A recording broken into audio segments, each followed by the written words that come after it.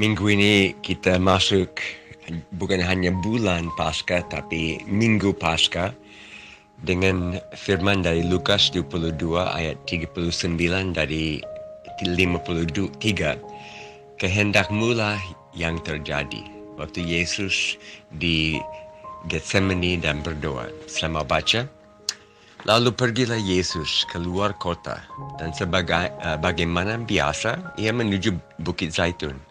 Murid-muridnya juga mengikuti dia. Setelah tiba di tempat itu, ia berkata kepada mereka, "Berdoalah supaya kamu jangan jatuh ke dalam pencobaan."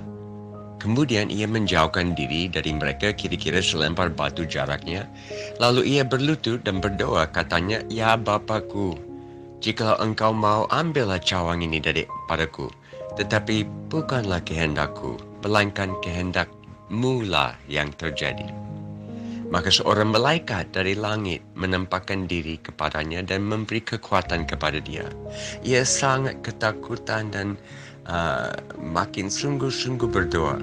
Peluhnya menjadi seperti titik-titik darah yang bertetesan ke tanah. Lalu ia bangkit dari doa itu, kembali ke murid-muridnya. Tetapi ia mendapati mereka sedang tidur karena duka cita. Katanya kepada mereka, "Mengapa kamu tidur? Bangunlah dan berdoalah supaya kamu jangan jatuh ke dalam pencobaan." Waktu Yesus masih bicara itu, datanglah serombongan orang sedang muridnya yang bernama Yudas, seorang dari ke-12 murid dia, yang berjalan di depan mereka. Yudas mendekati Yesus dan mencium Yesus. Maka kata Yesus kepadanya, "Hai Yudas, engkau menyerahkan anak manusia dengan ciuman?" Ketika mereka yang bersama-sama dengan Yesus melihat apa yang terjadi, berkatalah mereka, "Tuhan, mestikah kami menyerang mereka yang bawa pedang?" Dan kami pakai pedang. Dan seorang dari mereka menyerang hamba imam besar, sehingga putus telinga kanannya. Tetapi Yesus berkata, "Sudahlah itu." Lalu ia menjamah telinga orang itu dan menyembuhkannya. Maka Yesus berkata kepada imam-imam kepala dan kepada pengawal bait Allah serta tua-tua yang datang untuk menangkap dia, dibilang, "Sangkamu aku ini penyamun? Maka kamu datang lengkap dengan pedang dan pentun. Padahal tiap-tiap hari aku ada di tengah-tengah kamu di dalam bait Allah dan kamu tidak menangkap aku. Tetapi inilah saat kamu dan inilah kuasa kegelapan itu." Kehendakmu lah yang terjadi. Ini yang kita belajar hari ini. Penyerahan diri yang kita lihat di dalam Yesus dan bagaimana kita belajar dari hal itu. Apakah Yesus sendiri pernah merasakan frustrasi, kekecewaan, putus asa seperti kita? Pasti. Ibrani 4:15, sama seperti kita, dia telah dicobai, hanya tidak berbuat dosa. Yesus mengalami pergumulan berat, sama seperti kita, bahkan lebih berat. Kita dicobai dan gampang jatuh. Iblis tidak harus pakai banyak tenaga. Tapi waktu Yesus, dia harus pakai semua tenaga karena Yesus tidak mau jatuh. Jadi Yesus sangat ditantang dalam waktu ini. Dan oleh karena dia alami dan dia lewatin, dia bisa menolong saudara dan saya. Dengan semua yang kita rasa hampir tidak bisa tahan. Dia pernah di situ. Minggu lalu kami buat pelatihan tanggap darurat, tanggap bencana, dan saya selalu lihat tiap kali ada tanggap bencana, orang yang pernah alami bencana, sudah ada di dalam bencana alam, dan mereka dengar orang lain mengalami, mereka menangis, selalu menangis, karena mereka sudah di situ. Mereka pernah mengalami. Itu Yesus. Dia pernah mengalami semua pencobaan saudara. Dia, tidak ada yang tidak. Jadi Getsemani ini di mana? Di dalam kota Yerusalem tidak ada taman, kebun, karena mereka tidak bisa bikin kebun, tidak bisa bawa pupuk. Karena Yerusalem dianggap kota suci. Jadi pupuk tidak bisa dipakai di dalam kota. Jadi tidak ada kebun. Tapi Bukit Zaitun ini di pinggir kota Yerusalem, ada beberapa taman orang kaya. Dan mungkin salah satu dari mereka beri izin kepada Yesus untuk memakai tamannya khusus untuk berdoa. Dan itu sebabnya Yudas tahu Yesus akan di situ, karena sering Yesus suka di situ dan berdoa. Minggu lalu ada pertemuan di Semarang, Unggaran, di luar Semarang, Bukit Doa Getsemani. Dan saya di situ, tiap kali saya ke situ, saya rasa surga terbuka di atas tempat itu. Semua orang senantiasa datang berdoa di situ.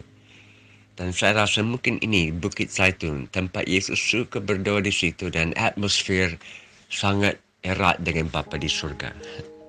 Karena dikhususkan. Bukan tempat yang special, tapi apa yang kita buat di tempat itu yang special, yang bikin special tempat itu. Dan tujuan apa Yesus pergi ke Getsemani? Dia cari dukungan manusia. Kejadian 2:18 menjelaskan bahwa tidak baik untuk manusia sendirian. Waktu kita ditantang, kita mau orang menemani kita. Dan Yesus juga sama. Dia mau ada orang mendampingi. Dia cari dukungan Allah juga.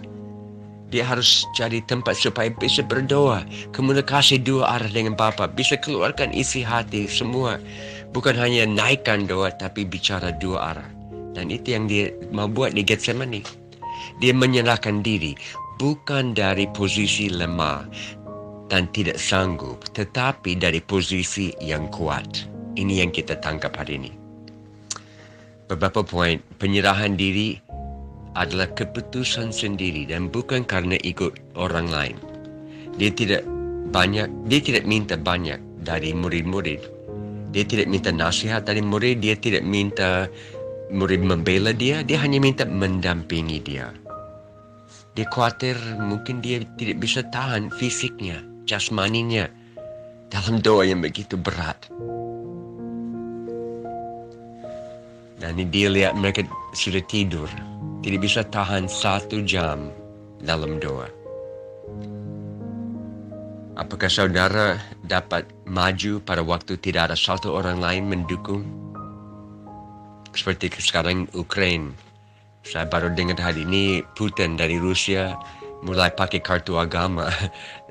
Dan dia bilang, kalian Ukraine, kalian pakai agama barat, Kristen. Jadi kami mau hapuskan itu. Ayo ikut kami. Usir orang barat dan agamanya. Tapi orang Ukraine selalu bicara tentang Tuhan. Dan mereka punya hubungan dengan Allah yang hidup. Dan Allah yang hidup membantu mereka dalam waktu yang susah. Wow. Contoh untuk kita sekarang. Jadi, apakah saudara bisa jadi satu-satunya orang yang ikut Yesus dalam keluargamu? Tidak ada lain bisa tetap maju. Di kantormu tidak ada lain hanya saudara. Di sekolahmu tidak ada lain hanya saudara. Di BTN-mu hanya saudara. Di kotamu hanya satu orang saudara yang ikut Yesus. Di seluruh dunia hanya satu orang saudara. Apakah akan tetap ikut Tuhan? Ini keputusan.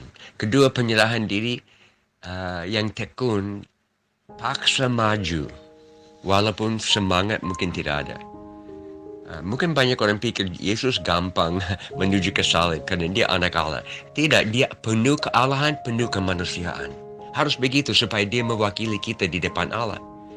Tapi kita tahu di perjanjian lama, domba yang disembelih sebagai korban di atas altar, domba rasa sakit dan takut. Dia tahu ini sakit. Yesus juga menuju ke salib. Dia tahu dan rasa ini sakit. Yesus tidak mau mati, ayat 42. Dia tidak cari sengsara. Dia tidak ingin sakit. Dia tahu pasti ini akan sulit. Berikut penyerahan diri, tidak harus mengerti kenapa kita harus lewat jalan ini. Hanya Yesus dia tahu tanpa ragu dia harus lewat jalan ini, harus mati. Dia harus terima walaupun tidak masuk akal total. Apakah saudara dapat ikut Tuhan waktu kelihatan hidup ini tidak penuh dengan berkat? Dan anak akan tetap pilih jalan itu. Kehilangan semua mengikuti Yesus. Dan yang poin 4, Yesus berserah kepada kehendak Allah Bapa. Ayat 42, ya Bapa, Abba Bapa. Ini istilah kita tahu, anak kecil terhadap ayahnya. Papi, ya papi.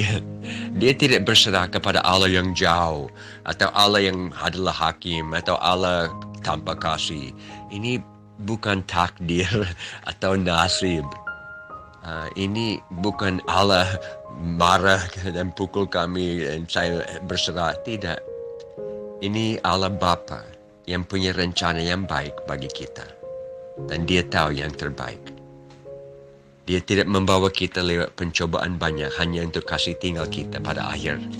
Tidak. Dan Yudas datang dan dia datang membawa rombongan. Waktu mereka muncul di Getsemani, apa respons Yesus? Lari, sembunyi. Ini malam, gampang untuk menghilang. Bukan, Yesus menghadap mereka. Dia tidak menyimpang dari jalan yang benar, tidak mundur sedikit pun dari ancaman, kesakitan, kehilangan, kematian. Dan terakhir Yesus memberi diri untuk ditangkap di Getsemani. Tempat di mana Yesus selalu berdoa dengan pengikut-pengikut, dan Yudas tahu. Itu sebabnya Yudas tahu cari Yesus di sini. Rombongan ini aparat agama Yahudi, penjaga bait Allah. Kenapa ciuman? Mereka semua tahu. Tangkap ini saudara. Yudas tidak harus tunjuk Yesus. Oh, ini orang yang harus tangkap. Tidak. Mereka semua tahu Yesus tiap hari ada ada melayani di bait Allah. Yesus terkenal. Ini bulan terang, tidak gelap. Ada obor-obor. Jadi mereka tahu ini Yesus. Tapi ciuman karena Yudas memberi hormat. Ciuman adalah tanda hormat. Sambutan hormat kepada guru. Dan Yudas tahu ini akan akibatkan sesuatu yang tidak baik. Dan dia beri ciuman hormat kepada Yesus waktu dia serahkan. Wow. Dan mereka angkat pedang dan mereka bilang, ayo kita balas ya. Dan Petrus, ya kita tidak tahu dari ayat di Lukas, tapi Yohanes catat ini Petrus yang angkat pedang dan dia potong telinga lepas dari pembantu imam bait Allah. Dan Yesus sembuhkan dan bilang, jangan, ini cukup.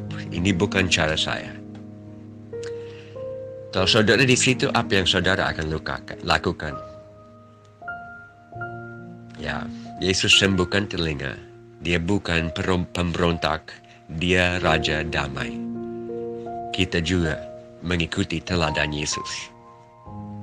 Tuhan memimpin dalam minggu Paskah ini. Kita kumpul lagi hari Jumat, hari Minggu.